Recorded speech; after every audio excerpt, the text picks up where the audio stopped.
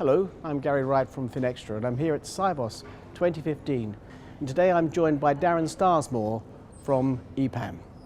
So Darren, what do you see are the barriers to digital transformation? So the biggest barriers for digital transformation, especially in the banking environment, come from a couple of sources. The first primarily is the legacy systems that have been built up over many years and a lot of investment have gone into them. But the other barrier, which is a bit more surprising, is more of a cultural one. Digital is not just about putting apps on the front of the banking on the front end. It's really about an end-to-end transformation that brings in agility and the ability to react to clients and client needs. That's something that is still being embraced. It takes a long time to change a culture. Technology is easy to change, culture takes a bit longer, but it really needs to be driven from the top down in the organizations.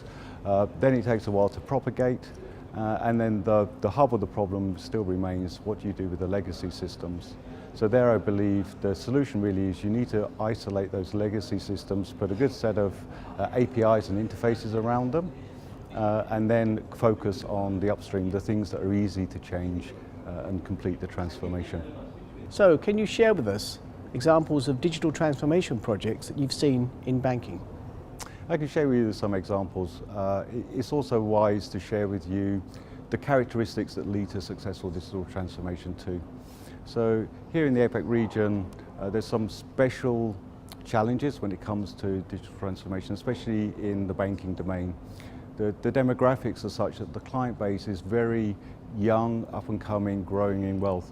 That means they're also tech savvy, which means that there becomes a barrier to entry to any digital offering. The expectations set by many other people in the domain, especially outside of banking but in retail, sets a high level of expectations that an application should be easy to use, it should look sexy, be intuitive, really embrace the whole experience. And so to meet that level of expectation is tricky in the first place, particularly a challenge in Asia where it is a young tech-savvy population. So how do you overcome those challenges? So part of it is a technology play, that you need to know what the latest technology is, what the latest techniques are. But you also need to embrace how to be customer-centric when you embark on a digital process, which means talk to the customer, you have to do your client experience studies, you have to do research. You also have to be very careful to not expect your customer to know what they want, but to propose and experiment with them and be quick to react to their feedback. So agility is the other key thing. So there's a couple of elements that have to come together. Really, truly be customer-centric, client-centric, put them at the heart of everything, do your homework with them, but also in the background have agility. Have the openness of mind to embrace new technologies, new ways of working, but also keep the agility there, so that when you get your feedback, your initial feedback from your clients and customers, you can roll them in and evolve your roadmap and redirect, course direct as you need to really get that ultimate experience for the customer, that meets their expectations. So based on your experience, what are the key things you think banks should focus on when developing digital services?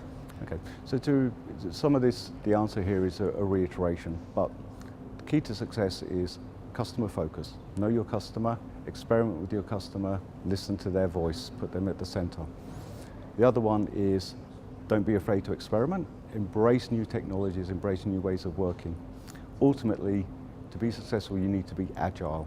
You need to be very reactive, you need to iterate quickly, and also don't make the mistake that there's a single target. Digital transformation, you never really get to the end. It's a constantly evolving, and the target is always moving. So the only way you can catch the target or be close to it is the agility you need. What does agility really mean? Part of it is a development practice and a way of working in short iterations, but it's also a mindset change and a cultural change. It's the ability to break away from the old ways of doing things, embrace a new approach. Now, whether that's customer centricity, or whether that's Scrum and Agile delivery, whether it's Agile user experience design and visual design. There's many elements to it, but it's all about don't set your sights on something, because when you hit the target, you'll find the target's moved somewhere. So keep the agility there, change the culture, get into the right mindset, don't be afraid to experiment, and don't be afraid to fail. So thank you, Darren, very much for joining me today. Thank you, Gary. And thank you very much for watching.